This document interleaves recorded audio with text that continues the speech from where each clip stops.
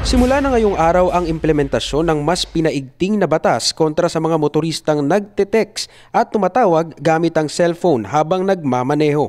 Maaga pa lang ay nakamonitor na ang mga tauhan ng Metropolitan Manila Development Authority sa kanilang mga closed-circuit television camera upang bantayan ang mga lalabag dito. Dito sa MMDA Metro Base, minomonitor ang mga nangyayari sa kalsada gamit ang mga high-definition CCTV cameras na izo-zoom sa mga sasakyan at nakikita kung sumusunod ba o lumalabag ang mga motorista.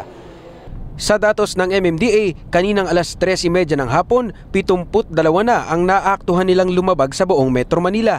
Kahit pa heavily tinted ang bintana, kaya pa ring makita sa CCTV ang nasa loob ng sasakyan. The advantage of the CCTVs is makikita mo kung may ilaw na nagre-reflect dun sa mukha ng driver. In this case, nakikita natin yung video, kung ilang minutes niya talaga hinahawak, kung swipe ba ang ginamit niya, kung talagang nagte-text siya.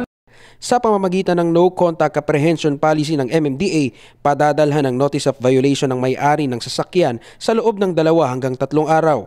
May mga insidente na sasakyan mo pero ginamit ng kamag-anak mo. No worries, dahil naka-attach naman doon sa iyong summon yung ebidensya, yung screen cap. And you have to clear it with us para kung sino yung nagdadrive, siya yung isasummon natin. Sa ilalim ng batas, bawal ang pagtitext, pagtawag, paglalaro at panonood ng pelikula at pag-i-internet gamit ang anumang uri ng electronic device habang nagmamaneho.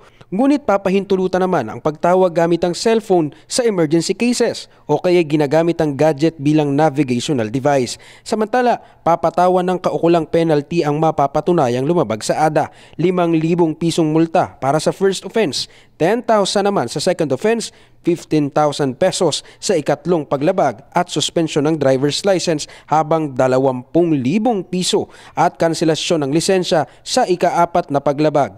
Payo naman ng MMDA sa mga motorista, sumunod sa batas dahil maaari silang mapatawan ng multa ng ilang beses sa isang araw lamang.